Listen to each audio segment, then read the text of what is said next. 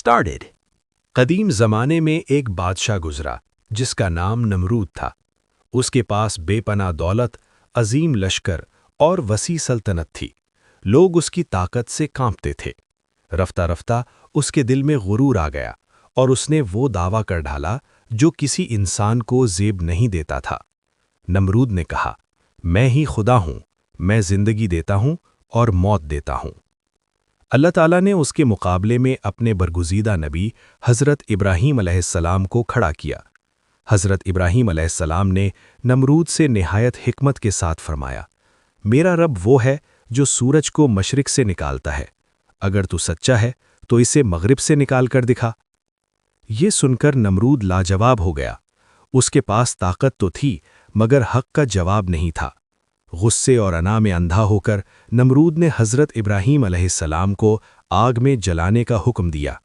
ایسی آگ جلائی گئی کہ پرندے بھی اس کے قریب سے نہ گزرتے تھے۔ لیکن جب حضرت ابراہیم علیہ السلام کو آگ میں ڈالا گیا تو اللہ کا حکم آیا، اے آگ، ابراہیم پر ٹھنڈی اور سلامتی والی ہو جا، اور وہ آگ باغ بن گئی۔ یہ معجزہ دیکھ کر بھی نمرود نہ مانا۔ آخر کار اللہ تعالیٰ نے نمرود کو ایک نہایت حقیر مخلوق کے ذریعے ہلاک کیا۔ ایک مچھر اس کے ناک کے راستے دماغ میں داخل ہوا اور برسوں تک اسے عذاب میں مبتلا رکھا۔ وہی نمرود جس کے لشکر زمین کو رونتے تھے، ایک مچھر کے سامنے بے بس ہو گیا۔ آخر اس کا غرور، اس کی بادشاہی اور اس کا جھوٹا خدائی دعویٰ سب مٹی میں مل گیا۔ جب غرور ٹوٹنے لگا، حضرت ابراہیم علیہ السلام کے معجزے کے بعد بھی نمرود کا دل نہ بدلا۔ اس نے سچ کو اپنی آنکھوں سے دیکھا، مگر غرور نے اس کی آنکھوں پر پردہ ڈال دیا۔ نمرود سمجھتا تھا کہ لشکر، ہاتھی، گھوڑے اور ہتھیار اسے اللہ کے عذاب سے بچا لیں گے۔ اس نے آسمان سے جنگ کرنے کا اعلان کیا۔ کہا جاتا ہے کہ نمرود نے 4 طاقتور پرندوں کے ساتھ ایک تخت بندھوایا اور آسمان کی طرف بلند ہوا، یہ سوچ کر کہ وہ خدائے ابراہیم علیہ السلام تک پہنچ جائے گا۔ لیکن وہ جتنا اوپر جاتا اتنا ہی زیادہ ذلیل ہوتا گیا۔ آسمان خاموش تھا اور زمین اس کی حماقت پر گواہ۔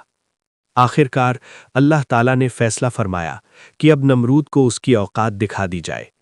ایک دن ایک چھوٹا سا مچھر آیا اور نمرود کے ناک کے راستے اس کے دماغ میں داخل ہو گیا۔ وہی نمرود جس کے حکم سے شہر اجڑتے تھے اب درد سے چیخنے لگا۔ اس کے خادم لوہے کی سلاخوں سے اس کا سر پیٹتے تاکہ کچھ سکون ملے۔ سال ہا سال یہ عذاب جاری رہا۔ نہ دوا کام آئی، نہ لشکر، نہ تخت۔ آخر وہ بادشاہ جو خود کو خدا کہتا تھا، ایک مچھر کے عذاب میں مر کر مٹی ہو گیا۔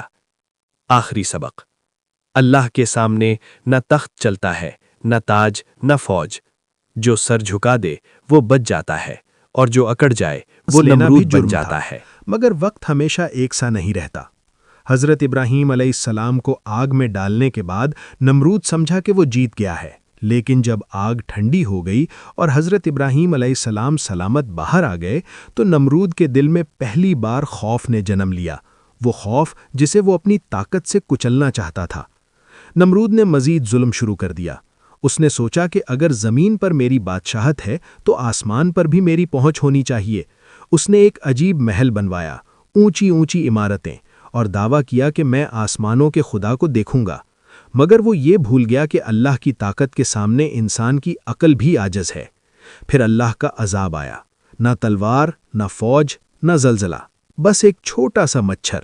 اللہ کے حکم سے وہ مچھر نمرود کی ناک کے ذریعے اس کے دماغ میں داخل ہوا۔ نمرود چیخنے لگا، تڑپنے لگا، درد سے پاگل ہو گیا۔ وہی نمرود جس سے قوم کانپتی تھی اب اپنے خادموں سے کہتا، میرے سر پر جوتے مارو، شاید درد کم ہو جائے۔ سالوں تک وہ ذلت کی زندگی جیتا رہا۔ آخر کار اسی حقیر مچھر نے اس کی جان لے لی۔ سبق: جو خود کو خدا سمجھتا ہے، اللہ اسے اپنی سب سے کمزور مخلوق سے بھی ذلیل کر دیتا ہے۔ تکبر انسان کو بلندی نہیں، تباہی کی طرف لے جاتا ہے۔